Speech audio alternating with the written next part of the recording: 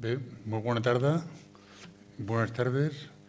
Bienvenidos a esta sesión extraordinaria de Paloma Calla, organizada con la colaboración entre el Club de Roma y Fundación La Caixa y bajo los auspicios de una iniciativa al impulso de Juan Antonio Marc. Y gracias por estar presentes. Ustedes habrán oído decir que esto no es una época de cambio, es un cambio de época. ¿Lo han oído alguna vez? ¿O 20 veces? Es que yo recuerdo que la primera vez que lo oí me impresionó mucho, porque, hombre, esta persona lo ha pensado. A la vez número 10 ya me impresionó menos. Pero, bueno, pues muy bien, me parece perfecto, se ha ido banalizando la expresión, pero no por ello es menos cierta. Realmente, más que en una época de cambios, estamos ante un cambio de época y al respecto de estos cambios, no me resisto a leer una cosa que dijo Einstein en una conferencia famosa. Solo cuando están sujetas a peligros y trastornos sociales, las naciones se sienten inducidas a adoptar medidas progresistas. Solo cabe esperar que la crisis actual conduzca a un mundo mejor. Ojalá sea aplicable a nuestra época y que la actual crisis conduzca a un mundo mejor, que en todo caso está al alcance de la especie humana. Hace falta que tenga la inteligencia suficiente para ello, pero tiene la capacidad más que sobrada. Respecto a las personas que van a intervenir, bueno, yo por mi parte reiterar mi agradecimiento por su presencia. No os voy a presentar, pero para eso tenemos un moderador de lujo que se ocupará de hacerlo. Entonces alguien tiene que presentar al moderador. Tengo un moderador, no hace falta presentarlo porque es suficientemente conocido, pero bueno, para aquellos quizá le gusta algo menos, es escritor, periodista, editor, actualmente editor de la Fundación Formentor. Ha sido históricamente director y patrono de diferentes fundaciones en diferentes lugares y algo que me hace ilusión de decir desde Barcelona, que es miembro de Real Academia de Bellas Arts, perdón, de Buenas Letras de Barcelona. Muchas gracias, Basilio, por tu generosidad para actuar como moderador. Entonces, aunque la presentación de los ponentes, incluido Juan Antonio Marc, será Basilio Baltasar quien se ocupe, no me puedo resistir a decir tres cosas de Juan Antonio Marc, porque como ya llevamos algunos años tratándonos. Entonces recuerdo cuando tuve la suerte de leer Momentum, su última obra, no sé por qué me recordó a Misma Luz. Entonces hice una especie de estudio de ideas. Digo, es curioso porque dos personas intelectuales mediterráneas, a los que tengo respeto, uno me recuerda al otro. Bueno, no sé exactamente cómo funcionan este tipo de vocaciones, pero fue lo que la lectura de Momentum me inspiró. La otra reflexión respecto a Juan Antonio Marc es que su aproximación a los hechos y a las culturas se corresponde con lo que en sociología llamábamos observador participante. Observa, pero no solo observa, sino además se inmiscuye, se implica y también se nota no solo en esta última obra, sino en el conjunto de su obra. Y en tercer lugar, y perdona, pero así es como lo percibo, confirma una ecuación que es conocida entre la gente más docta, que es que la suma de saberes previos, más experiencia, más reflexión, acaba dando sabiduría. Y esto es lo que ya hace algún tiempo ha empezado a pasarle a Juan Antonio. Pues muchas gracias. Y gracias a todos vosotros por estar. La próxima vez hablaré bien de vosotros. Esto será en otra oportunidad. Y muchísimas gracias.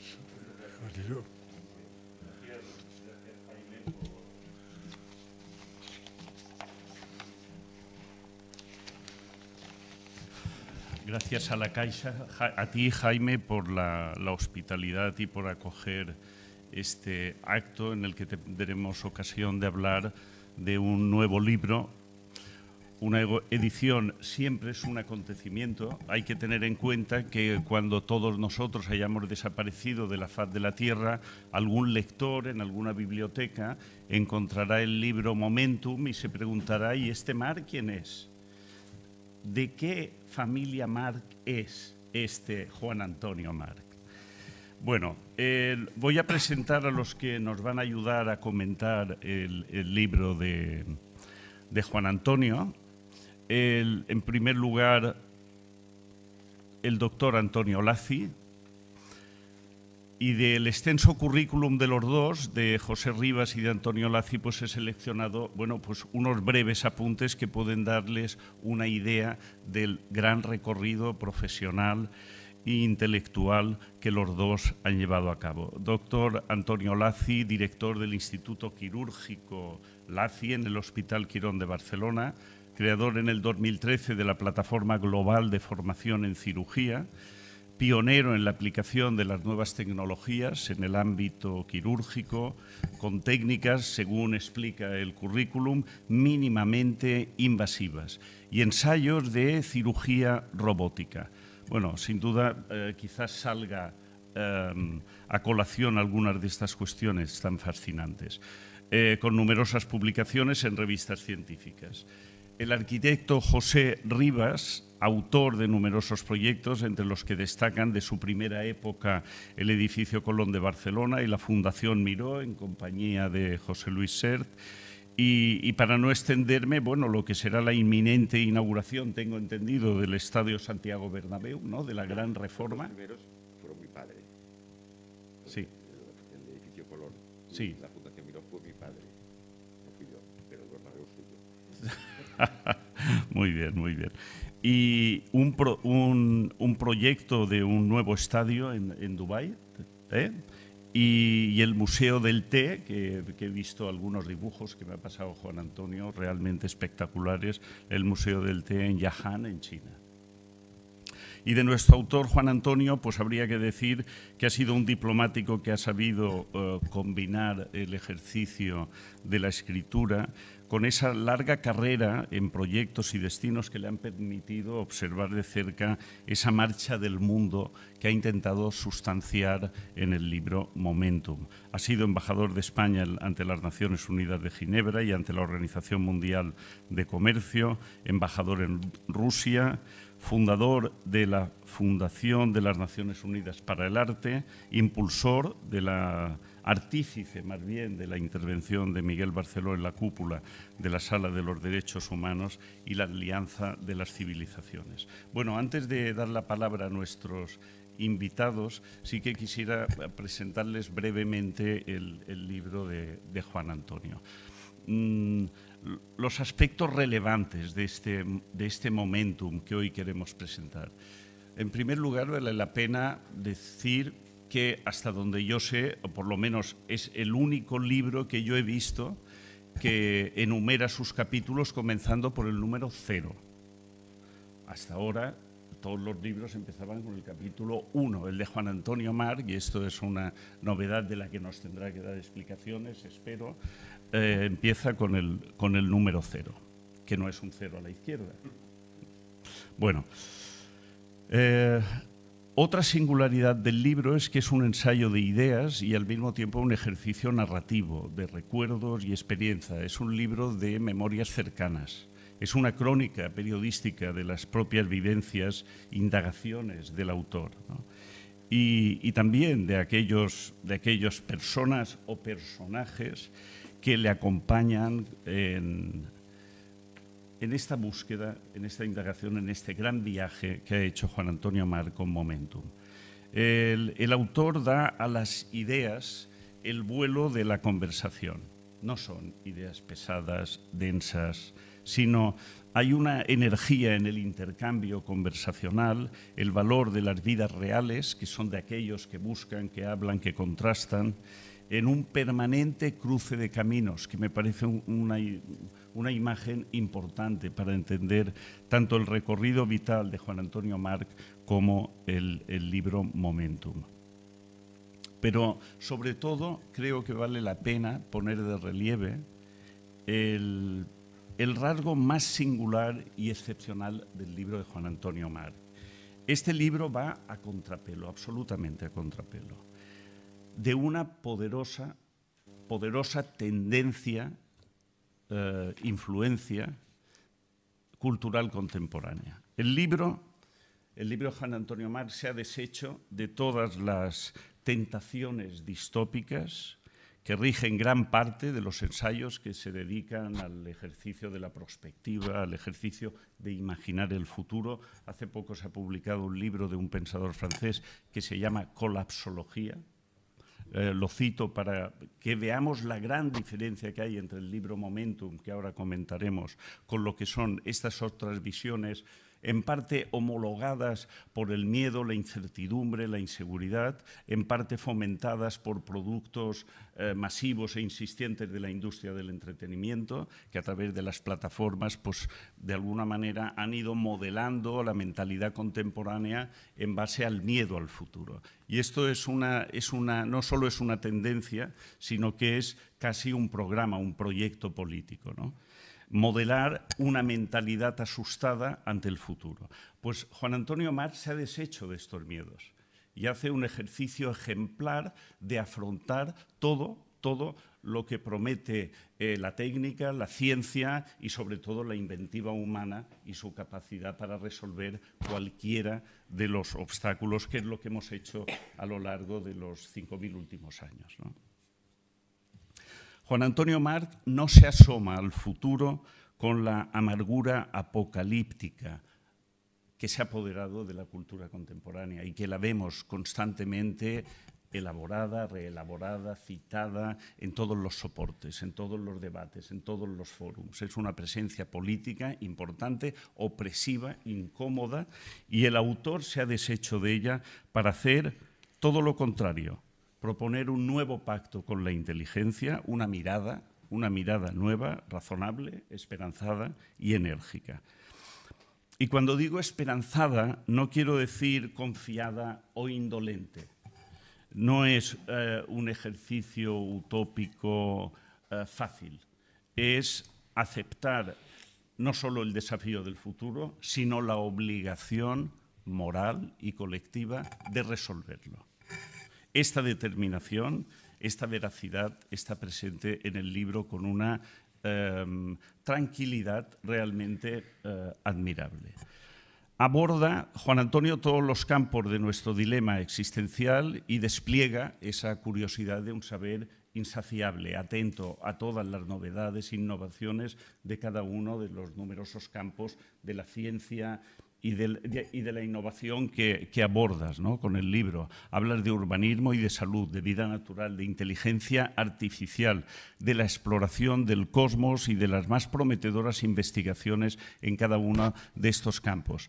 Hablas de nuevas energías, de nuevas agriculturas, de museos virtuales y también de la percepción extrasensorial. Un detalle nada ornamental respecto a la amplitud reflexiva y filosófica de nuestro amigo, de nuestro autor. Sobre todo la idea de esa única humanidad que es la que necesita nuevas herramientas políticas, nuevas herramientas institucionales para resolver los problemas, afrontar el futuro y resolver nuestra obligación de llegar vivos y sanos a esa inminente cita del tiempo. Lo notable de Momentum, también quiero destacarlo porque me parece estupendo, es una absoluta falta de prejuicios respecto a lo que haremos y a lo que seremos. No se siente esclavizado, no se siente encadenado a ningún dogma, a ninguna consigna, a ninguna de las habituales instrucciones que recibimos constantemente, sino que hace una reflexión ligera, abierta, iluminada hacia todas estas grandes cuestiones. La pesadumbre de los vaticinios funestos, la tremendista prospectiva que nos lleva al infierno del colapso, no existe en este libro. Eso creo que es muy importante. Un libro alentado, como digo, por una certeza incuestionable. El futuro espera lo mejor de cada uno de nosotros y vamos hacia ello.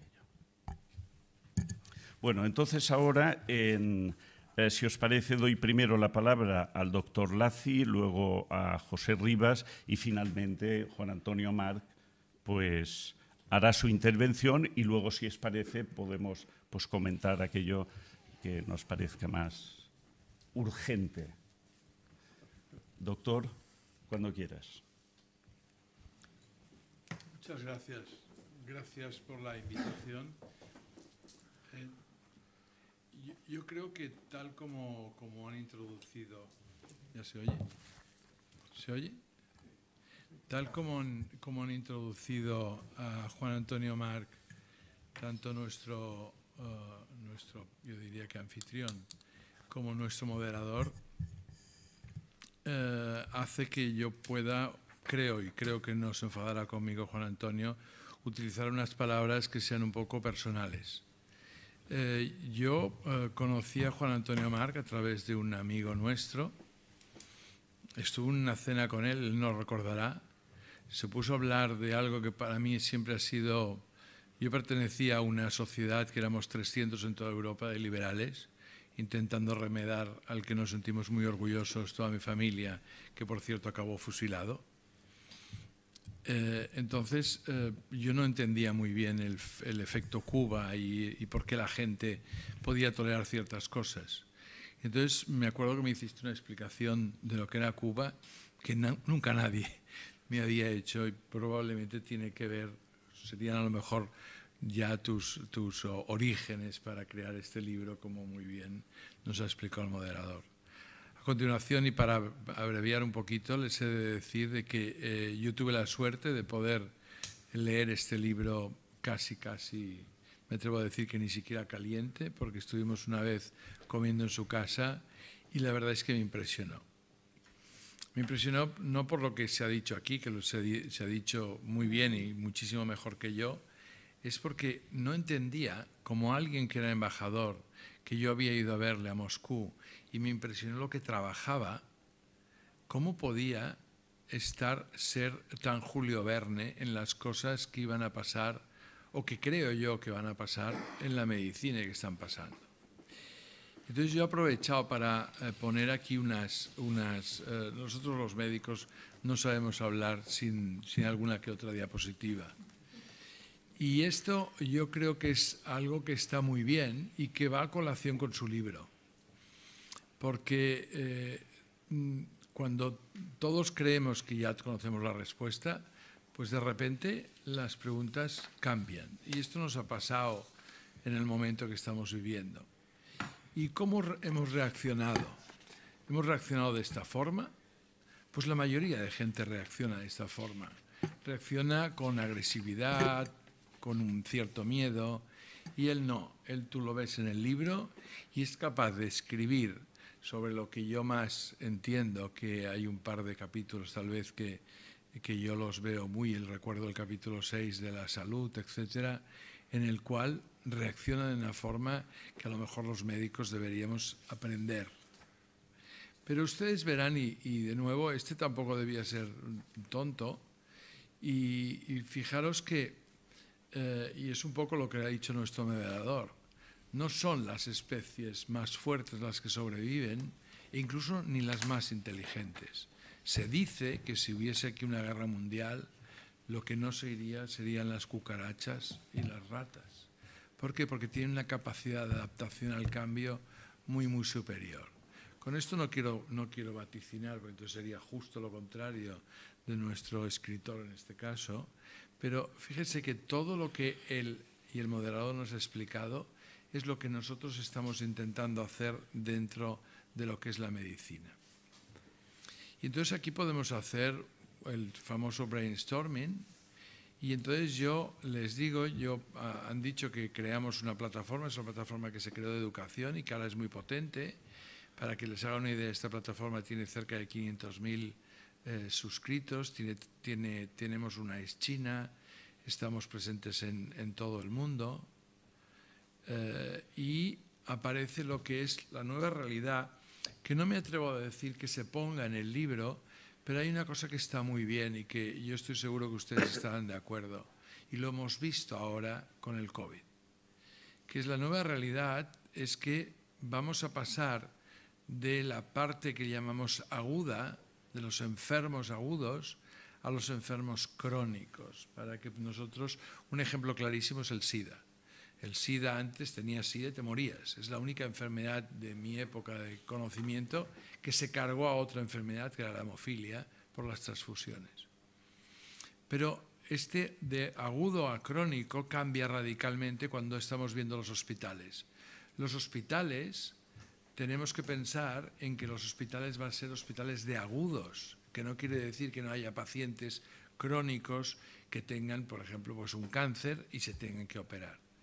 Y entonces aparece la disquisición entre qué es más importante, los procesos diagnósticos y terapéuticos de las diferentes enfermedades o las instituciones y los que en ocasiones dirigen estas instituciones, ya sean médicas o lo que llamamos nosotros paramédicas. Entonces yo les quiero introducir, me gustaría que me atrevo a pedirle opinión a Juan Antonio de que el futuro va a ser el futuro, a mi modo de ver, va a ser el hospital más el home hospital. O sea, nosotros gracias al COVID enviamos a los pacientes a hospitalización domiciliaria con menos de 24 horas de una intervención y simplemente es una organización que se ha hecho y esto permite que haya podido gente que haya podido ser ingresada en el hospital y no haya fallecido, porque sabemos que el porcentaje de pacientes que no ingresan o que no han tenido tratamiento, vean ustedes, simplemente vean las noticias y vean lo que yo me alucina, cómo somos capaces de ver lo que está pasando en la India con estas imágenes y seguimos cenando tranquilamente. Entonces hemos creado lo que se llama la telehealth, la telemedicina, y fíjense ustedes, Juan Antonio, no solamente va a haber cambios, sino que va a haber cambios en los materiales. Esto es algo espectacular, como ven aquí en el vídeo. Nosotros simplemente con este llamado tatuaje podemos mirar, no un electrocardiograma, que te lo puede hacer el iPhone, electromiograma, electroencefalograma, la temperatura, aquellos que dicen que son capaces de diagnosticar el COVID simplemente mirando a los ojos o haciendo una cosa, es cómo estás de hidratación, todo esto, cómo está la glucosa, cómo está una serie de cosas. Entonces también creamos, porque esto ya hace un par de años, lo que llamamos la telecirugía. Hicimos en el Mobile World Congress, hicimos la primera telecirugía dirigida desde el mobile y la verdad es que fue un éxito, tuvo audiencia desde New York Times a cualquier sitio del mundo y nosotros dirigíamos gracias a lo que es el 5G. Esto no fue una cosa como se hacen a veces, que se hace un proyecto, sino que en estos momentos hay una máquina y esta máquina me atrevería a decir que a lo mejor en el libro de instrucciones, si le parece bien a nuestro escritor, sería el manual de instrucciones, que fijaros que ya no hay manuales de instrucciones en las máquinas, pero sí le podríamos colar el libro de Momentum, porque no sería malo la persona que utilizase esto, que tuviese una visión un poquito de lo que es el futuro. Y entonces aparece algo de modo de ver muy, yo creo que muy interesante, porque aparece estas imágenes que ven ustedes en los móviles que tenemos todos, que podemos ver la cuarentena, podemos ver al residente cómo tiene que aprender, o podemos controlar a los pacientes que están en intensivos pero que no están en intensivos. O sea, nosotros tenemos ahora ya un sistema que se llama Proyecto Cero en el hospital, en el cual nosotros enviamos al paciente a su cama normal y está controlado y tenemos unos dispositivos de alarma que lo que hacemos es recuperar al paciente de intensivos cuando el paciente se pone mal. ¿Qué quiere decir esto? Que clásicamente a un paciente que operas, por ejemplo, de un cáncer de esófago, lo llevas a intensivos. Nunca pasa nada los 2 primeros días. El paciente se complica más adelante, con lo cual es un poco ridículo. Entonces esto se está intentando cambiar y yo creo que esta foto es una alegoría a este espectacular libro. La educación es algo muy importante para nuestros profesionales de la educación y de nuevo, todos lo conocerán, es muy importante que para, no solamente si yo quiero ver, es importante saber cómo tengo que hacerlo. Y por eso le he dicho antes lo del manual, cuando yo estaba preparando estas diapositivas, porque creo que es muy importante, si alguien lee de una forma abierta, tranquila, está bien, porque además puedes leerlo, digamos, como ahora que está tan de moda las series, pues puedes leer por capítulos este libro y vas a estar perfectamente bien y creo que vale la pena. Entonces, lo que intentamos, y este libro lo apoya, es que ese gap que existe en la educación vamos a intentar reducirlo con nuestra plataforma, vamos a reducir el gap porque las técnicas cada vez son más sofisticadas y más difíciles. Ya estoy acabando. Como ven ustedes, un proceso de aprendizaje tiene que adaptarse a esta nueva forma de trabajar y que es complicado y que está basado en lo que se basa todo, que es la matemática. Se puede decir que nuestros cerebros tienen un límite, que existen unos competidores, que existen además un coste para ello, que existe la localización de cada uno que es diferente, pero lo más importante es que ahora tenemos la forma de analizar los datos. Y además tenemos una responsabilidad social que me gustaría que Juan Antonio un día escribiese, porque yo creo que es algo muy importante y me gustará también saber su opinión. Y esta responsabilidad social es que nosotros celebramos hace 10 años una técnica determinada y la razón es que no pudimos hacerlo no por el COVID, sino porque creímos que debíamos hacer esto absolutamente online antes de todos estos sistemas de todo lo que nos pasó. Y fíjense ustedes, dentro de lo que es la sostenibilidad, lo que hicimos es que un congreso tradicional hubiésemos gastado o consumido los kilogramos de CO2 que ven ustedes aquí y el congreso online prácticamente era nulo. Nos hemos ahorrado, ya que está tan de moda, 2.436 veces ida y vuelta Madrid-Barcelona en coche no eléctrico.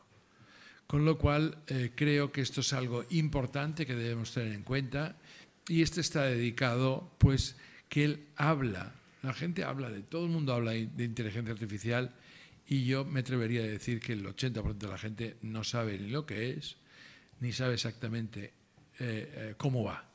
Lo que es evidente es que nuestro autor sabe perfectamente lo que es la inteligencia artificial.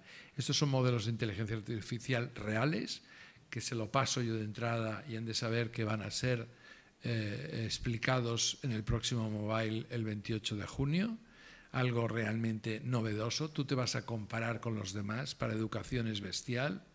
Y esto, le quiero decir que esta foto hubiésemos tenido que poner aquí, pero hubiese sido yo creo que un poco exagerado, porque Juan Antonio Márquez es mucho más guapo que este robot. Simplemente, gracias. Muy bien, gracias, doctor Lacy. Voy a dar la palabra a José Rivas, arquitecto. Sabes, José, que Le Corbusier, en el módulo, empieza diciendo que arquitecto es todo aquel que hace casas o libros. Yo me incliné por la vocación libresca y tú por las verdaderas casas, pero siempre me he sentido muy próximo a esta mentalidad, a esta mirada de ingeniero, ¿no?, sobre las fuerzas que intervienen en el espacio. Siempre me ha parecido fascinante. Y algo de esto comenta Juan Antonio en el libro. Yo creo que tus reflexiones vienen muy a cuento. Bueno, gracias, Basilio. En primer lugar, gracias por darme esta oportunidad de estar con vosotros aquí. Mi amigo Juan Antonio, al que conozco hace muchos años y también me lo presentó un buen amigo en común, ha sido una persona para mí que me ha hecho ver el mundo de otra manera. Igual que el doctor Lacy, me ha asustado un poco cuando he visto sus imágenes, porque de medicina yo creo que, como has dicho muy bien tú, se sabe poco. Pero hacia dónde va la arquitectura y sobre todo el urbanismo, yo creo que no se sabe nada. Se especula mucho y se dicen muchas cosas. Antes, cuando estábamos esperando para empezar la conversación, para esta conferencia, yo le comentaba al doctor, digo, doctor, ¿por qué nuestras abuelas nos decían que no nos pusiésemos al lado de corrientes de aire, que nos constiparíamos o cogeríamos la gripe? Y en cambio ahora tenemos que estar todo el día con corrientes de aire para liberarnos del virus. Es decir, no se sabe nada. En medicina, por supuesto, más, pero en arquitectura realmente no se sabe nada. Entonces yo, cuando he leído el libro de Juan Antonio, aparte que muchas cosas no las he entendido, excepto las que he entendido, que son las de arquitectura, ha habido algo que me ha fascinado. Es un hombre que tiene una formación y, como ha dicho muy bien antes, lo ha definido Basilio, es una persona que a través del esfuerzo, el trabajo, el ser embajador, el ser Julio Verne, ha llegado a un nivel de sabiduría en donde puedes hablar con él de todo, incluso de lo tuyo, y encima tiene la modestia para no querer saber más que tú. Te pregunta, pero sin afirmar como hace mucha gente. Y esto es una de las cualidades que a mí me ha impresionado. Alguna frase me suena mía, pero lo cual no quiere decir que él se la pueda hacer suya, porque yo no lo diré.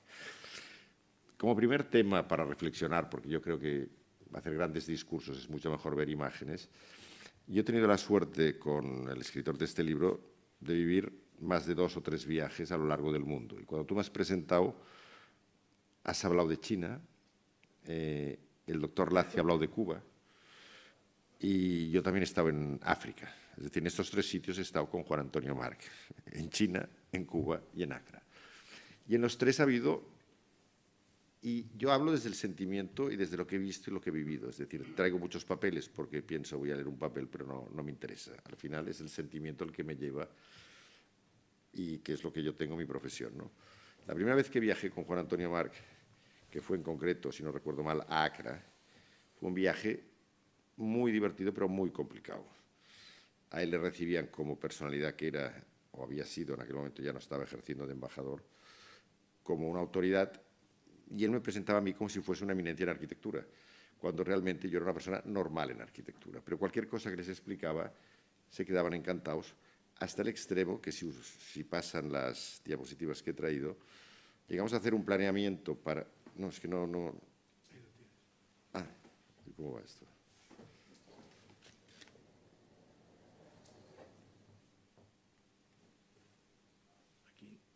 Vale. Bueno, cuando el título es pensar en nuevos modelos de urbanismo para articular en armonía el crecimiento de las ciudades medias y pueblos, el primer caso... La derecha. ¿Sí? No, derecha, el que está tapado. Ah, el que está tapado. Perdón, esto es Accra. Y me plantearon todo un proyecto, como en su momento fue la Barcelona Olímpica, una fachada marítima de unos 12 kilómetros de longitud, en donde pasasen cosas, y cosas quería decir que lo primero y lo más importante era que tuviese una relación el pueblo con el mar, porque era un pueblo es una ciudad que está totalmente de espaldas al mar, como nos pasó a nosotros en Barcelona en la época olímpica, que Barcelona, si os acordáis, era una zona industrial y se transformó absolutamente toda y dimos la cara al mar. Este fue un primer gran avance. Entonces, el modelo Barcelona reconozco que me ha ayudado mucho. Cuando lo discutíamos con Juan Antonio, pues incluso en Accra, en Ghana, ellos querían ser Barcelona. Y si nos fijamos, esta primera línea es todo un paseo, porque tiene una playa magnífica que da al Atlántico y toda la primera fila, diría, primer kilómetro y medio hacia adentro, tenía que ser árbol, paseo, carriles bici, todo lo que estamos viviendo hoy. Y lo hicimos este plan. Y recuerdo perfectamente cuando el presidente de Ghana nos dijo, esto lo quiero ya. Y bueno, esto lo quiero ya, pero esto lo tendrá que poner alguien el dinero para hacer todo esto. Porque hay países que lo pone el municipio, hay una relación entre la sociedad civil y la administración, y aquí no había ni relación entre la sociedad civil, ni la administración, ni la sociedad civil. Pero se quedaron entusiasmados. Hoy es un proyecto que sigue vigente y la manera de, y no me extenderé mucho porque no creo que tenga mucho interés, la manera a la que han llegado para poderlo pagar y subvencionar ha sido que le han dado valor a toda la segunda línea a nivel de terrenos y están construyendo hoteles, viviendas, apartamentos, incluso vivienda social en una parte muy importante para que el pueblo pueda vivir también con la dignidad que merece. Es decir, un poco equilibrando absolutamente a todas las capas sociales que existen en Accra. Y esto fue lo que más le gustó, porque él vendió claramente que todo el clima es muy bueno, que él entregaría a todos los habitantes con familias de 5 personas una casa de 60-70 metros cuadrados en donde con cubierta y 4 paredes, pero muy limpias y muy bien urbanizadas, ellos luego se las harían como quisiesen. Y cuando digo como quisiesen es que la harían en función de sus necesidades, no de las necesidades que marca normalmente el promotor europeo o el estándar hasta ahora que hemos vivido en arquitectura en Europa, ¿no? Esto ahora, para ir para atrás, porque... Este segundo caso fue el tercer viaje que fuimos a China. Y aquello fue una cosa ya realmente espectacular, porque llegamos y me plantearon desde el trabajo, el museo y el vivir, organizar una ciudad para 100.000 campesinos que se dedicaban a trabajar en la zona sudeste, en el mundo del té, y a la vez que hubiese un atractivo turístico para que todos los visitantes que fuesen a esta parte de China viesen desde dónde y cómo evolucionaba toda la industria del té. Pero lo más importante era que el habitante no se desplazase a 100 kilómetros o a 150 kilómetros, hablando de poca distancia en China, para poder ir a trabajar. Y el resumen del programa fue muy claro. Oiga, han de hacer ustedes, o ha de hacer usted, un master plan en donde la gente, en medio de las grandes plantaciones de té, pueda vivir con sus familias, pueda trabajar y a la vez pueda montar próximamente negocios que vayan junto a la industria turística que ellos están buscando por el té. El 75% de la producción de té en China es en esta zona de aquí del sudeste. Hay un tema que está muy claro. Con este urbanismo yo no pretendo hacer luego todos los edificios. El urbanismo es un instrumento para marcar y hacer ciudades y a la vez que luego haya muchas variables en la arquitectura. Con un buen urbanismo la arquitectura se ve poco. Por muy buena arquitectura que haya, si no hay urbanismo, es un desastre. Y no pongo ejemplos de ciudades porque no soy persona de susceptibilidades, pero tenemos muchos casos que cuando vamos a un restaurante decimos, oh, que viene comido, que viene cenado. Tú llegas a una ciudad y tienes una sensación de que me gusta esta ciudad y no sabes por qué. Una de ellas es Barcelona, y no lo digo porque yo sea de Barcelona. Otra ciudad que es muy bonita es Palma. Palma es una ciudad bonita, pero tiene un urbanismo claro y fácil. Ibiza, de la que yo soy, es un desastre. Pero yo se lo he dicho a las autoridades. ¿Por qué es un desastre? Porque no hay urbanismo. Van haciendo edificios, los van tirando, dejando caer del suelo. Y bueno, que luego el edificio esté bien o esté mal, focaliza en que tú mires aquel edificio, pero no mires el conjunto. En cambio, llegas a Barcelona y ves un conjunto de ciudad que todo está bien, lo cual no quiere decir que todos los edificios estén bien. Entonces, en este caso, aquí en China, pues fue muy gracioso porque el tipo de vivienda pasaba un poco parecido a Accra, pero los chinos saben mucho mejor cómo quieren vivir. En Accra no lo sabían. Y me dijeron un programa para una casa prototipo, y no me quiero enrollar mucho, pero era muy tradicional. Y una cosa que ha dicho el doctor Lazi, igual que te mandan a casa rápido para que te cures y estás en el hospital un día o 2 días, ellos querían una casa en donde comer, dormir, reunirse con la gente y a la vez, si podía ser, estar cerca del trabajo e incluso trabajar, porque dentro de estas plantaciones de té y todo este tipo de organización, no solo se está manualmente trabajando, sino que también hay un tema administrativo de organización. Y en Momentum lo he visto, y Juan Antonio lo dice muy claro. Es decir, la casa del futuro ha de estar preparada para todo. No puede ser una casa en la que solo te limites a dormir, a comer, y la vida clásica tradicional que muchos de nosotros hemos vivido, yo creo que será muy diferente en el futuro. Juan Antonio, evidentemente, hablábamos en castellano, nos traducían al chino lo que querían, y tuvimos momentos apasionantes que nos reímos mucho, pero saben muy bien lo que quieren. Y el tercer caso que he traído es en el centro de Europa. Es un proyecto en Pati, a 30 kilómetros de Budapest, en donde el objetivo está al lado de la ciudad deportiva, de un estadio de fútbol y ciudad deportiva, donde forman a jugadores de Ferenc Puskás, que fue un jugador épico en el Real Madrid, y él mismo lo ha montado. Entonces me encargaron un concepto urbanístico muy diferente, y hace 6 años, que era bloque de vivienda plurifamiliar, poco, pero conceptualmente, que sea una manzana del ensanche de Cerdá, del Cerdá de verdad, es decir, con verde dentro, con ventilación cruzada, con toda una serie de cosas que ya hemos vivido, pero que desgraciadamente no hemos visto hechas por circunstancias. Luego, a partir de aquí, viviendas unifamiliares, siempre alrededor de verde, de lagos, de agua, en algún caso la zona de más alto standing al lado de un campo de golf, y si os fijáis en estas imágenes, todo en medio del campo. ¿Qué es lo que me ha recordado esto? Juan Antonio dice una cosa que está muy clara. Es decir, estamos viviendo en la Tierra 7.500 millones de habitantes en un espacio de 7,5% de toda la superficie de la Tierra. Es decir, podríamos colonizar y separarnos todos mucho más, un 6% más, un 7% más, que ya sería el doble. Y no tendríamos que vivir en ciudades tan apretadas, tan... Él lo dice muy claro, es decir, vamos hacia un futuro en donde yo creo que nos hemos de extender, y muy claramente uno de los sitios donde te puedes extender es el campo o el centro de Europa, que es verde, pero también incluso el desierto. Me atrevo a decir que en el desierto, y si te vas a Dubái es un ejemplo clarísimo, cada vez que yo llego a Dubái veo más verde, más césped y más palmeras y más cosas, Y esto es algo que sí en arquitectura y en urbanismo va a pasar. La gente va a acabar, y está saliendo actualmente en la televisión, aunque no se sabe nada, y no sé si lo habéis visto. Ahora llevan fibra óptica a todos los pueblos, todas las casas de los pueblos se están revalorizando. La gente quiere ir a vivir a los pueblos. Es decir, me enrollaría mucho y diría muchas cosas, pero todo esto, igual que desde la medicina se hace desde el conocimiento o desde el estudio, desde la técnica, en arquitectura se improvisa mucho. Y luego, los políticos, y con esto acabo, no se atreven a intervenir en medicina, excepto en tomar medidas. Pero en la parte médica no. Pero en urbanismo y arquitectura sí que se atreven. Entonces, en este caso, quiero agradecer a Juan Antonio, que nunca le considero un político, que ha sido una persona que ha creído en mis ideas y en su libro refleja algunas, y podría extenderme en media hora, pero creo que es momento de darle la palabra a Basilio para entrar en debate, porque podría contar mi vida y tampoco me interesa. Gracias. Muchas gracias, José. Y efectivamente vamos a la conversación, que es lo que más nos gusta. Pero antes dejemos al autor que diga algo sobre sí mismo y sobre el libro. En el último capítulo, Juan Antonio,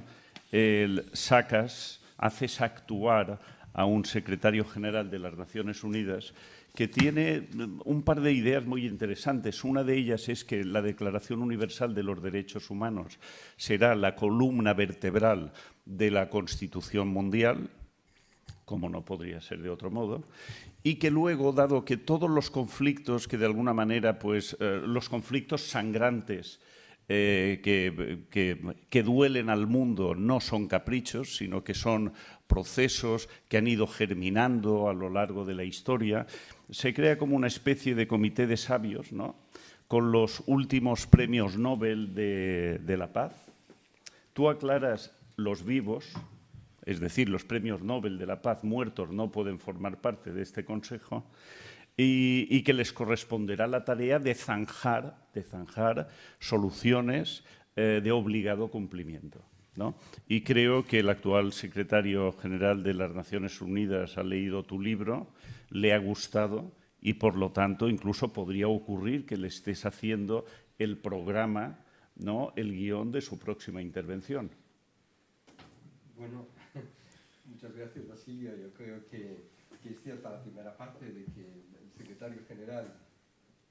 el secretario general de Naciones Unidas ha leído el libro y me ha felicitado, pero la segunda parte, que esto sea la inspiración de lo que va a hacer, sería demasiado pensar de mi parte. Pero bueno, ha sido tan elogioso en la presentación del libro y al mismo tiempo tan afinado que tampoco lo hemos de poner en saco roto, ¿no? Yo querría empezar la pequeña intervención agradeciendo a Jaime Lanaspa que hoy nos tenga aquí, en este fantástico Palacio Macaya.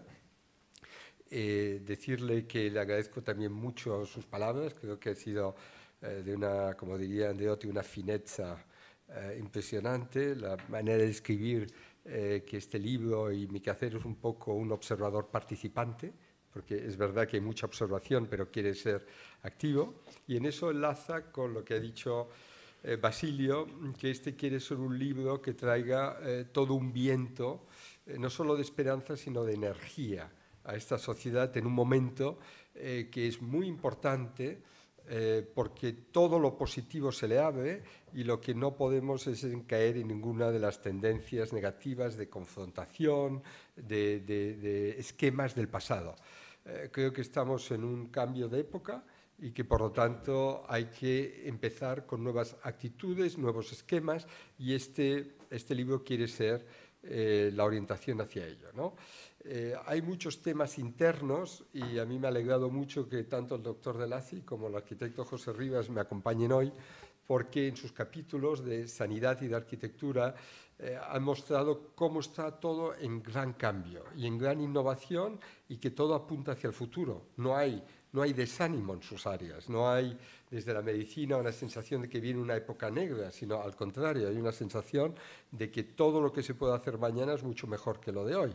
Y al mismo tiempo, con la arquitectura se ha mostrado que también la capacidad de tener nuevas ideas, ordenar nuevos espacios, tener nuevos proyectos, pues está súper vivo en la mentalidad de un arquitecto como José Rivas, ¿no? Por lo tanto, el contenido del libro me ha gustado mucho que nos puedan acompañar hoy, porque de alguna manera muestra que esta intuición de un observador, y por lo tanto no de un especialista, pero de un observador, digamos, multitemático, se adecua bastante a lo que se puede hacer, ¿no? Yo con este libro hay 3 planos que me interesaban especialmente, ¿no? El primero es exponer en los ojos de la gente el fantástico planeta que tienen, no solo como Tierra, sino la obra humana que hay en este planeta. A mí me impresionó mucho en el viaje que hice a Dunhuang y descubrí lo que es Dunhuang y que no tenía ni la mínima idea que existía. Y Dunhuang es una zona montañosa donde los emperadores de China durante 1500 años han encargado a sus artistas la decoración de unas cuevas que primero se excavaban en la montaña y que durante 1500 años, de forma continuada, los artistas chinos han ido decorando, ¿no? Claro, eso es una obra de la humanidad impresionante, porque cuando nosotros nos fijamos en la cultura occidental, vemos momentos que a veces duran un siglo, ¿no? Puede ser el Renacimiento, puede ser un momento clave en el Imperio Romano, en el apogeo de las civilizaciones mesopotámicas, mucho más largo ha sido evidentemente en Egipto, pero lo impresionante aquí es que ha sido en constante continuidad durante 1500 años y la obra es realmente una de las maravillas de la humanidad. Así como a nadie se le escapa la obra de los egipcios en las pirámides, en fin, toda la riqueza cultural de aquel entonces, yo creo que si hiciéramos una encuesta a la población mundial y quién conoce los tesoros de Dunhuang, difícilmente llegábamos ni al 1% de la población mundial. Entonces, esto me abrió a mí la idea de que hemos de orientar a la gente a dejar de tener este aferramiento, lo que yo llamo de una manera un poco vulgar, a un enfoque testoronal, digamos, ¿no? De esa sensación de que si no están en una dinámica de grupo, de que si no están en una dinámica de confrontación no se sienten vivos, y que esto llegue después de al menos haber hecho lo primero, que es haber descubierto el mundo en el que viven, ¿no? Porque al final lo que hacemos es lo contrario. La gente tiene un periodo de vida que puede ser 50, 60, 70, 80, 90 años, han tenido la suerte de aterrizar en un planeta absolutamente maravilloso y se van de este planeta ya no habiendo vivido, sino ni siquiera habiendo conocido pues un 95% de lo que representa. Por lo tanto, este es un libro que quiere poner en los ojos del lector el sorprenderse de los maravillosos sitios que existen y que ni sabía lo que existía. Por ejemplo, la isla de Socotra, cerca de Omán, Dunhuang, Novosibirsk, o sea, sitios muy especiales que pueden alimentar a la gente las ganas de conocer de nuevo este mundo, y eso para mí creo que sería importante para la nueva generación. La nueva generación que va a poder vivir las cosas de manera mucho más virtual, puede empezar a conocer toda esta riqueza que tiene este planeta de obra natural, pero también de obra humana, y por tanto, si creamos esa tendencia de maravillarse con este mundo que tiene, quizás será más fácil neutralizar las ideas destructivas que hay. Yo creo que el bien y el mal son evidentemente existentes y son parte de la misma moneda. Por lo tanto, todos los que pueden pensar en eliminar el mal, yo creo que no es una buena estrategia. El mal no se eliminará. El único problema, la única estrategia posible es que el bien sea más fuerte que el mal. Es decir, que los que están en una dinámica positivista sea con más intensidad y mayor número que los que están en una dinámica destructiva. Por tanto, el libro llama a entusiasmarse con el planeta, con lo que existe, para crear una nueva era de los 20, que así como en el 1900 los 20 fueron los felices 20 y que fueron una explosión de euforia, esta década de los 20, que ha empezado también después de un momento difícil del confinamiento, sea una explosión de quererse enamorar la humanidad entera del mundo que tiene, ¿no? Y yo creo que es bastante clave, porque a mí siempre me ha impresionado cómo los mensajes negativos arraigan de manera tan rápida, ¿no? O sea, ¿cómo podemos tener un Hitler que llega a un país unas dificultades importantes, pero que tiene la cultura arquitectónica más desarrollada. La Bauhaus tiene los mejores pensadores, tiene los mejores músicos, y en solo 3 años puede lanzar este país absolutamente a autodestruirse, ¿no? Por lo tanto, el crear tendencia positiva yo creo que no se puede ver como una voluntad buenista, sino como una necesidad para preservar la maravilla que tenemos. La segunda cosa es el contenido de la nueva época en que vivimos, ¿no? Yo digo que la nueva época para mí es el inicio de la era de la inteligencia, ¿no? ¿Qué quiero decir con esto? Quiero decir que hasta ahora el hombre, al principio lo que ha intentado es sobrevivir y luego ha intentado, bueno, pues empezar a desarrollar las máximas cosas de inteligencia posible, pero en gran número el hombre ha sido una fuerza de trabajo, ¿no? A medida que hemos ido avanzando en su progreso, cada vez ha sido más el número de gente que ha tenido, digamos, tareas inteligentes. Pero no nos hemos de remontar muy atrás para ver que el hombre ha sido básicamente una fuerza de trabajo. Es decir, toda la negritud desde hasta el año, digamos, 1900, ha sido una fuerza básica de trabajo que, gracias a Dios, con todo el desarrollo de la revolución industrial, se ha podido ir sustituyendo. Pero claro, no es lo mismo tener un mundo de 7.500 millones de personas en que tengan labores muy inteligentes, pongamos 200 millones, que tener un mundo en que los que desarrollan labores inteligentes sean 1.000 millones o que acaben siendo 7.500. Y digo 7.500 porque yo siempre he puesto el ejemplo de que el ser humano demuestra la inmensa diversidad que tiene en 2 puntos de momentos muy fáciles, que son las huellas dactilares y los ojos, ¿no? Eso nos permite poder tener 7.500 millones de huellas dactilares diferentes o 7.500 reconocimientos de las pupilas totalmente diferentes, ¿no? Por lo tanto, implica que si en algo tan pequeño cada individuo es diferente, imaginemos lo que es en las combinaciones neuronales. Las combinaciones neuronales, ese potencial de tener 7.500 millones de individuos que lo que usan es su diferente percepción de las realidades, la innovación, etcétera, nos lleva a una humanidad totalmente diferente. Por tanto, este libro quiere ser una invitación a ir descubriendo a cómo en muchas actividades todo puede ser muy cambiante, ¿no? Uno de los aspectos que no se ha tocado todavía aquí, pero yo siempre he llamado la atención, va a ser la movilidad. La movilidad, nosotros tenemos que a principios del siglo anterior, es decir, en el 1900, pues el número de carreteras asfaltadas y el número de coches circulando eran casi inexistentes. Hemos de pensar que el primer coche de explosión es el 1887 y, por lo tanto, en 1887, durante todo el 1890, los coches circulan por caminos de tierra. Por lo tanto, cuando hoy vemos los millones y millones de pistas asfaltadas que tenemos en el mundo y al mismo tiempo que circulan diariamente 2.5 billones de coches por el mundo, y nada de esto existía en el 1900, podemos decir que lo que yo creo que va a llegar en este siglo, que va a ser la revolución aérea individual, puede ir mucho más rápido de lo que imaginamos. La clave está en que con todo el desarrollo de los nuevos, digamos, fuentes de energía, yo creo que en un horizonte no muy lejano, y no me quiero aventurar demasiado, pero la próxima vez invitaremos a estar con nosotros a un ingeniero de Airbus o de Boeing que también nos guíe en esto, pero yo creo que en un horizonte no lejano de unos 30 años podemos tener los aviones totalmente individuales, sin coste de energía, volando continuamente por todo el mundo, ¿no? Cuando uno dice, bueno, pero esto es un poco terrible, será un poco de inseguridad. Bueno, le digo, no lo creo por 2 razones, ¿no? A mí me decía una vez el presidente de Abertis, me decía, mira, todo el objetivo de tener los coches sin conductor es poder pasar a los aviones sin conductor.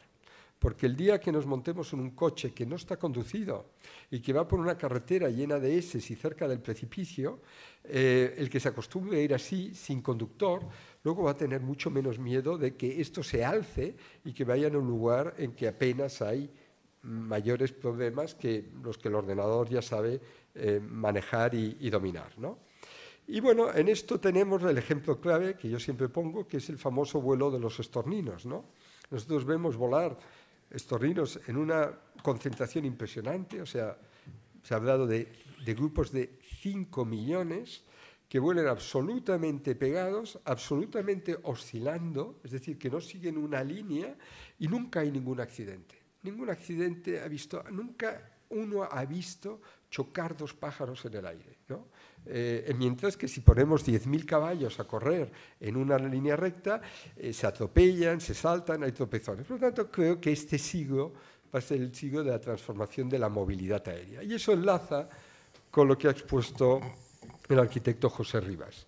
Porque claro, si tenemos solo el 6% del planeta urbanizado, y por lo tanto tenemos que el 94% está totalmente virgen, claro, el gran reto es para los arquitectos y para el futuro de los arquitectos políticos de cómo tratamos este espacio. Porque claro, el hombre, al estar totalmente interconectado con el saber, es decir, que a través de satélites y a través de los aparatos receptores, en este momento son los móviles, pero de aquí 6, 7 años quizás tenemos algo muchísimo todavía más desarrollado, van a estar recibiendo en cualquier punto del planeta toda la información más actual que existe. Por lo tanto, cualquier hombre individual va a estar impecablemente informado, viva donde viva.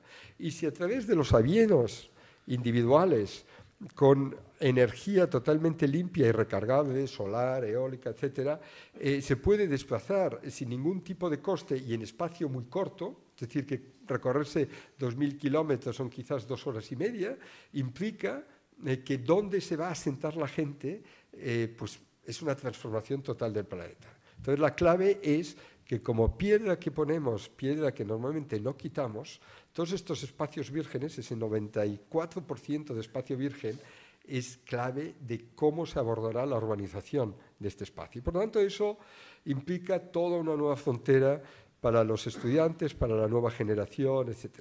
En fin, no me quiero extender mucho más, solo para dar una pincelada de cómo van a cambiar la visión de muchas cosas. Yo digo siempre que quizás durante este siglo, y gracias a la inteligencia artificial, vamos a poder descodificar el lenguaje de los pájaros. A mí siempre me sorprende que cómo se comunican los animales terrestres muchas veces es para comunicarse, para avisarse, etc. Pero cuando uno ve el tema de los pájaros, ve unas conversaciones larguísimas, en fin, yo creo que el momento que descodificamos, como hizo en su momento con la piedra Rosetta, en 1800, y se pudo descubrir cuál era el lenguaje que utilizaban los egipcios y qué estaba en las pirámides. El día que gracias a la inteligencia artificial descodificamos qué se comunican los pájaros, vamos a empezar a encontrar que esa naturaleza es más inteligente de lo que pensábamos. Y eso va a cambiar la relación nuestra con la naturaleza, que la vemos de alguna manera como un hecho, a entender que vivimos en un planeta mucho más inteligente. El tema me podría extender mucho más, el libro es muy largo, pero hay un único punto que es el tercer eje, me refería al principio en 3, y el tercer eje es cómo estructuramos ese mundo políticamente.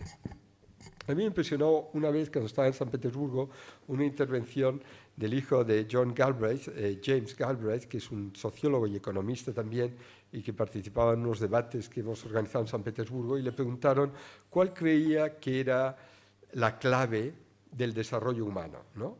Y entonces él contestó diciendo que aun siendo importante el dinero y siendo importante la educación, la clave del desarrollo humano es cómo se organiza el juego, cómo se organiza el juego.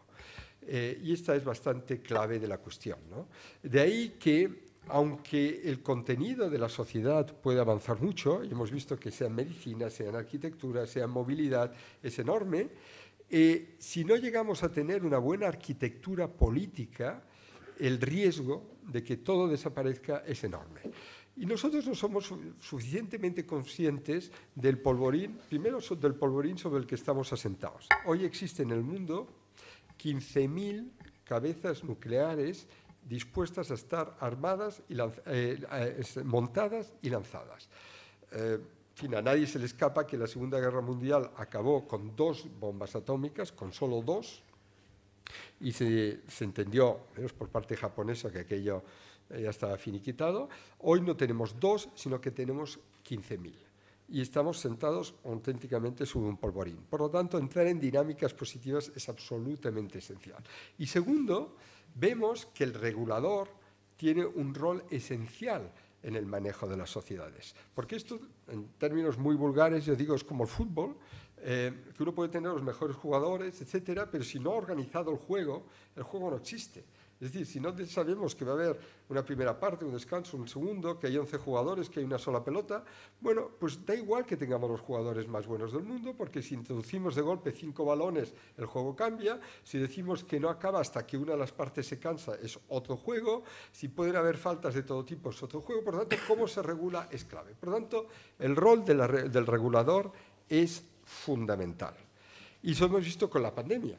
La pandemia tenemos los operadores más inteligentes en el sector privado, pero el sector público no estaba preparado para organizar una gran operación logística a escala de una sociedad de manera inmediata, y se ha visto que todas las sociedades democráticas, todas, de Estados Unidos, Alemania, España, Italia, Japón, todas han colapsado porque ese sector público no tiene las maneras de cómo saberse organizar a la velocidad que ocurren los acontecimientos. ¿Por qué? Porque son todas administraciones napoleónicas, heredadas del 1810, que ya es un paso adelante, que es introducir unas reglas de objetividad, de transparencia, pero claro, estamos en otra época y se necesita otro tipo de actuación. Y por lo tanto, cuando el regulador no sabe cómo tiene que regular ese juego, el conjunto de la sociedad se paraliza.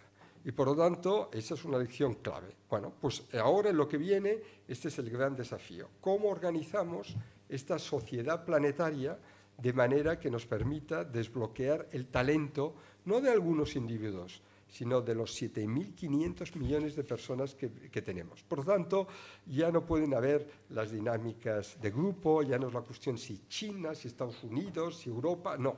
Hemos de saber entender que hemos de pasar de la primera organización, que fue la Sociedad de Naciones, es decir, una sociedad, a una segunda, que son las Naciones Unidas, pero siguen las naciones, y hemos de poder llegar a una tercera, a un horizonte de 20, 25 años, que sea la Organización de la Humanidad Unida. Ya sin naciones, sino es de la Humanidad Unida. ¿Y por qué? Bueno, porque con esto ya acabo, el futuro de la humanidad, cuando le preguntaron a Steve Hawkins cuál cree que es el futuro, él dijo, bueno, yo creo que todo esto está entrelazado y el futuro de la humanidad es ser una de las, digamos, de los polinizadores de inteligencia en el universo. Por lo tanto, si nuestro futuro va a ser como humanidad salir al universo, tenemos que saber cómo vamos a salir. Si vamos a salir como una civilización que fue incapaz de organizarse en su planeta de origen y sale al exterior a ver si encuentra un terreno más fértil, como ocurrió, digamos, con los presos en Europa en el siglo XVIII y XIX que emigraban a Australia, a Estados Unidos, a cambio de recuperar su libertad porque en su tierra de origen, bueno, pues habían fracasado en su vida y tenían una segunda oportunidad. Si la humanidad ha sido incapaz de crear una civilización de armonía en su planeta de origen y sale al cosmos a ver si tiene una segunda oportunidad, o si tenemos la inteligencia de saber reorganizar esta sociedad como una sociedad portadora de un proyecto de armonía, y en las muchas civilizaciones que va a haber en muchísimas galaxias y muchísimos universos que tenemos, podamos ser uno de los vectores que transmite armonía en ya lo que será una nueva fase del desarrollo del universo, ¿no? Muchas gracias. Gracias, Juan. Creo que realmente la aportación que hace tu reflexión y que hace tu libro a esta nueva manera de entender nuestras obligaciones morales respecto al futuro es muy alentadora y también abrumadora. Yo no sé si la idea de que el mundo tal y como lo conocemos es el resultado del enfrentamiento entre el bien y el mal, que es una idea nacida en Persia hace 3000 años, que luego se desarrolla por todo Oriente y en el Mediterráneo, creo que hoy podemos definir de alguna manera un tercer factor, ¿no? Una tercera variable que me parece importante. Has citado el caso alemán, que es muy explícito, ¿no? Y la idea es que, bueno, está el bien, está el mal y luego está la tontería. La tontería es un factor muy importante para entender la deriva absurda y complicada en la que nos vemos envueltos. Es decir, que las emociones sean tan fáciles de movilizar por un demagogo, ¿no? Y que pueda desbaratar todos los conceptos claves de equilibrio y de armonía, digamos, bueno, refuerza tu tesis. Realmente tenemos que crear dinámicas positivas y sobre todo tenemos que intentar neutralizar en lo posible este vector de fuerza tan importante como es el de la tontería, ¿no? Una de las imágenes más recientes es el entusiasmo con que los medios de comunicación hace un par de semanas, ¿no?, nos contaban el primer dron que volaba sobre ese desierto rojo de arena marciano, ¿no? Al mismo tiempo en el que este hermoso planeta azul está convirtiendo en cenizas el gran bosque del Amazonas. Por lo tanto, bueno, es una tarea en la que nos vemos implicados todos, pero sí que sería importante conocer la opinión de nuestros amigos, de Antonio y de José, sobre de qué manera sus respectivas especialidades profesionales pueden integrarse en esta filosofía, crear dinámicas positivas, ya no solo como ciudadanos, sino como profesionales, ¿no?, como sectores que contribuyen a sostener y articular el mundo de nuestros días. Gracias. A ver, yo creo que de nuevo Juan Antonio ha definido una cosa que yo creo que es importante. Nosotros, no voy a ir, nosotros nuestra época de lo que le llamamos la época moderna de la cirugía, nosotros lo hemos definido en 4 fases. La primera fase, que sería un poco como la Revolución Industrial 1, 2, 1.0, 2.0, 3.0.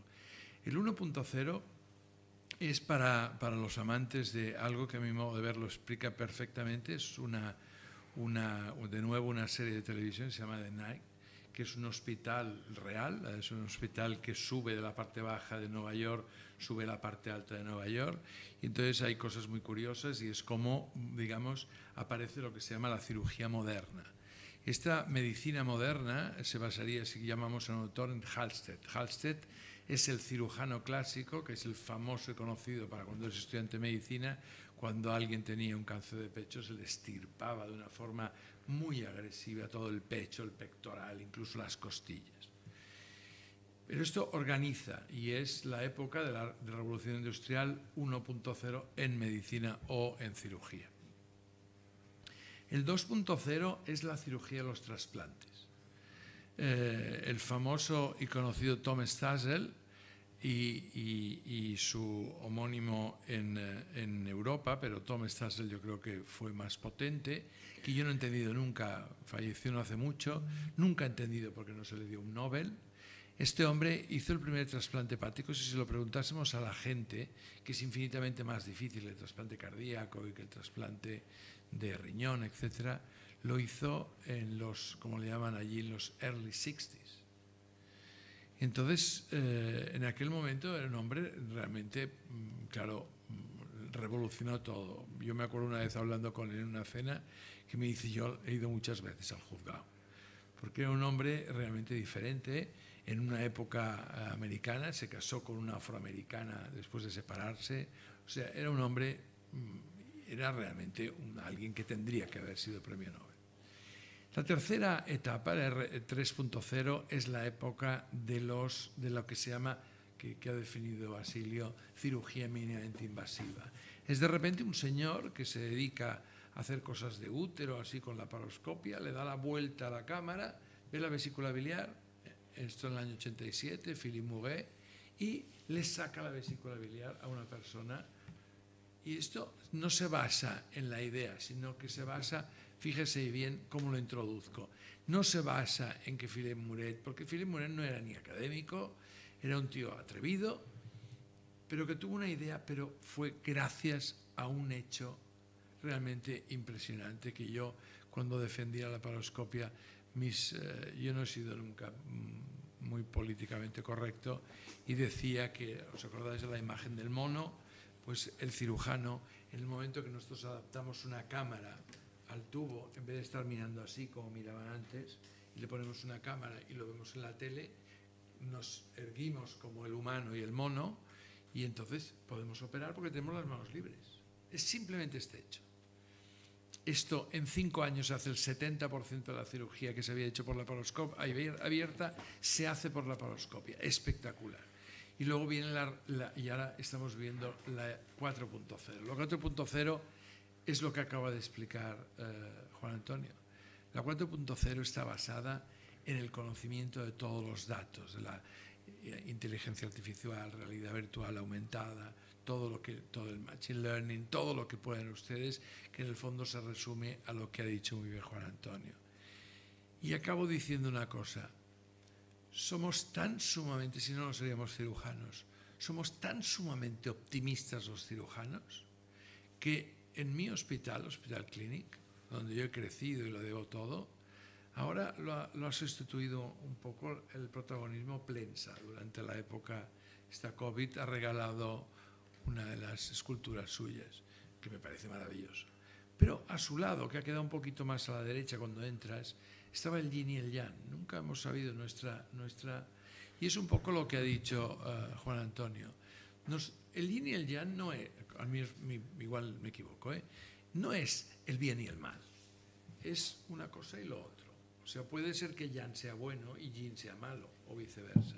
Entonces, este equilibrio del cual expresa también nuestro autor, nosotros lo tenemos absolutamente a favor de la positividad. Con lo cual, yo estoy plenamente de acuerdo, me atrevería a decir que la tontería que ha dicho, pensaba que lo iba a decir, pero por tiempo no ha sido. No sé si es más tonto que hablemos de esa especie de dronito en un sitio que yo al menos no tengo ningún interés, aunque hay algún americano que ya ha vendido parcelas en la Luna, ¿no? No sé con qué derecho, o sea, él mismo ha decidido vender parcelas. Yo preferiría una parcela de la Luna que una parcela del planeta rojo. Pero antes estuvimos hablando durante mucho tiempo sobre si se portaba bien, no quiero decir el nombre, si se portaba bien la madre, el padre con el niño de una persona famosa y todo el mundo hablaba y lo sacábamos en las noticias. O sea, hay mucha tontería, pero mi resumen es: los cirujanos estamos absolutamente a favor del optimismo. Muchos de nosotros estamos muy concienciados. Nosotros gastamos constantemente los disposables, o sea, tiramos cosa que esto no es sostenible. Queremos hacer esto y lo único que yo espero es que nuestros reguladores, estos que son, algunas veces son gente que han fracasado en la medicina, se han hecho un curso en una escuela de negocios, 3 mesecitos, se han metido a regular hospitales y es un desastre. Porque no se ha respondido bien durante el COVID, sobre todo al inicio. Era muy, muy difícil. Pero yo creo que nos han dado una lección de que presumíamos de que en España teníamos una sanidad tan lapera y tan maravillosa. Y caray, nos han tensionado y no se ha roto. Les voy a decir por qué no se ha roto y acabo, de verdad que acabo con esto. No se ha roto gracias a los profesionales de la medicina, pero no los médicos, a los camilleros, a las señoras de la limpieza, a las enfermeras. Para mí las enfermeras han sido la pieza clave de esta pandemia, o son las enfermeras. También a los médicos. ¿Por qué? Porque estaban comprometidos. Y yo me enfadaba mucho cuando a las 8 de la tarde aplaudían. Y me enfadaba porque estaba seguro de que pasaría lo que ha pasado. Que una vez ha pasado, mucho aplauso, nadie se acuerda, sigue exactamente igual la sanidad, nadie invierte dinero en sanidad, ni invierte en educación. Y yo creo que esta es la parte que nosotros debemos ser optimistas, pero tampoco estar en un mundo de que todo es flor y violas, como se dice aquí en Cataluña. Tenemos que ser críticos también. Y la crítica que yo haría es que debemos poner quién regula, como aquello de quién regula al regulador. Deberíamos poner un poco. Pero mi mensaje es optimismo. Gracias, Antonio. José. Bueno, yo soy optimista por naturaleza. Además me pasa una cosa muy curiosa, coincidiendo con el doctor Lazi, con Juan Antonio y contigo, Basilio, que es, yo esta mañana no he ido a mi despacho porque tenía una reunión que tengo periódicamente cada 2 meses de una fundación de un amigo mío que murió hace 10 años, que no tenía descendientes y que dejó una auténtica fortuna en dinero y bienes que hemos ido vendiendo. La fundación es la Fundación Juan Rivas Araquistain. Era muy amigo mío desde el colegio y no tenía ningún descendiente ni tenía a nadie y nos ha dejado mucho dinero. Y en concreto, este dinero lo hemos destinado solo para hospitales de día en el Valle de Hebrón, para San Juan de Dios, para el Instituto Guttmann. No es que esté haciendo propaganda, es una fundación privada que no tiene ningún ánimo de lucro y además estamos encantados de hacerlo. Hoy hemos estado con otra fundación que se llama PIT, que es lo de los niños que les falta con insuficiencias, no sé qué. Bueno, ¿qué pasa? Cuando hablas de la medicina y del COVID, a mí me encanta oírte, porque es la realidad. Primero, nos creíamos que éramos los campeones del mundo, que teníamos 14 champions en medicina. Uno, teníamos 3 Juan Gampers, como mucho, porque se ha demostrado durante el COVID. 2, cuando la gente salía a aplaudir, yo al principio lo miraba, incluso alguna vez salí a aplaudir, pero luego pensé, no sé qué aplaudo. Pero muchos viernes, pero lo hice de una manera natural porque pensaba, si todo el mundo aplaude, tú has de aplaudir, porque si no, igual el vecino del tercero, porque ahora está muy de moda, dirá, de abajo no aplaude, entonces no lo sabía, o si me pasaba algo, a lo mejor por culpa de no aplaudir, no me atendía. Y lo digo de una manera absolutamente, diría, natural.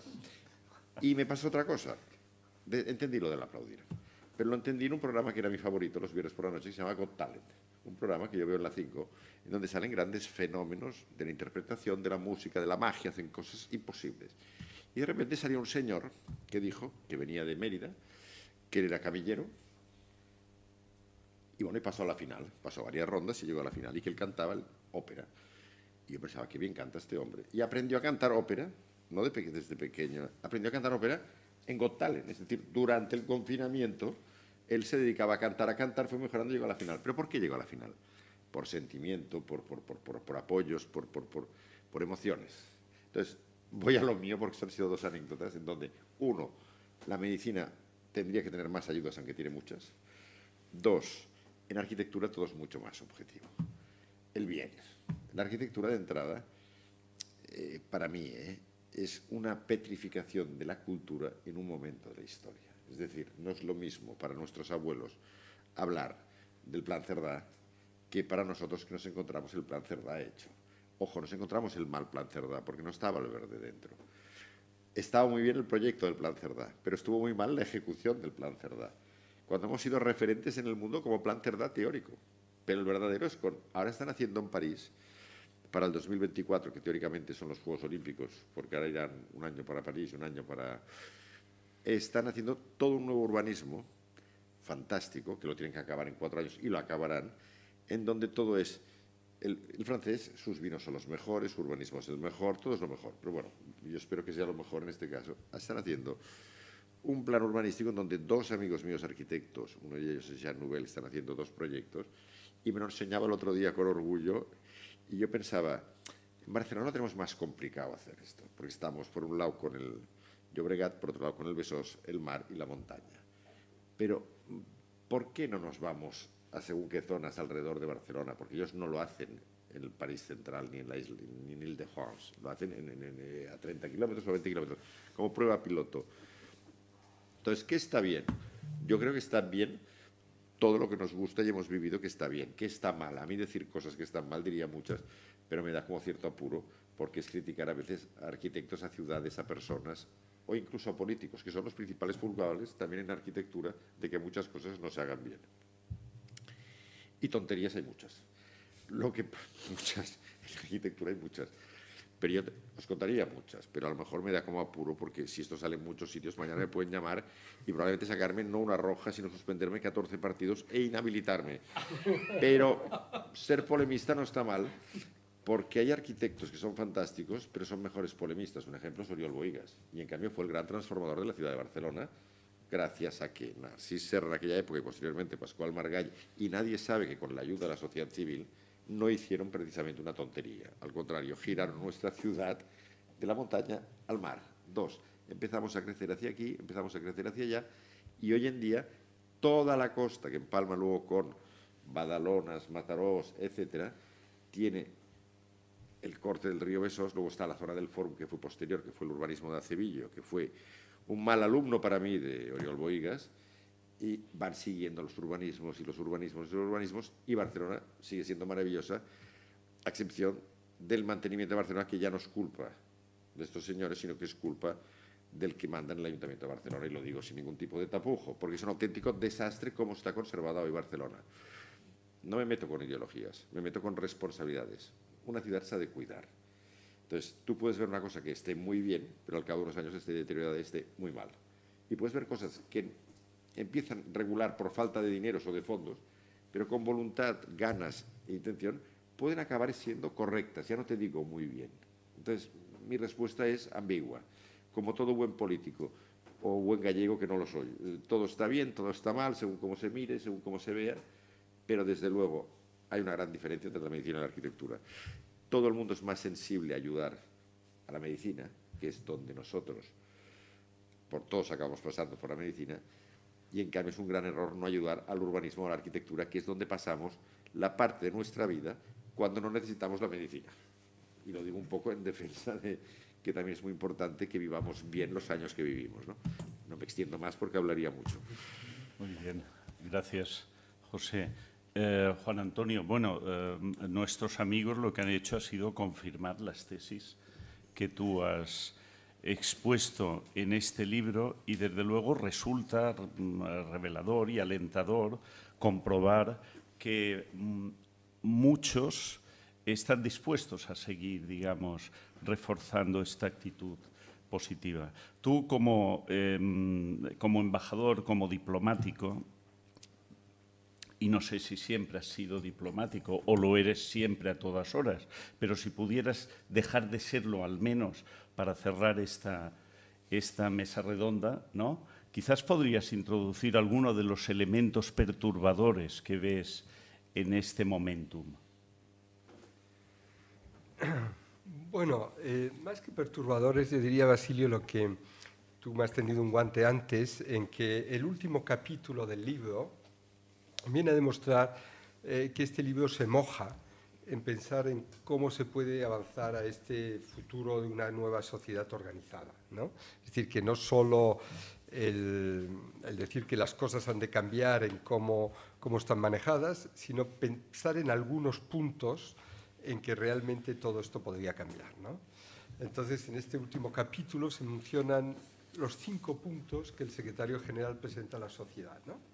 Yo creo que el esencial, y no vivimos ese momento todavía, pero yo creo que es esencial, es en la educación de las nuevas generaciones introducir la idea que el concepto de nación no es importante.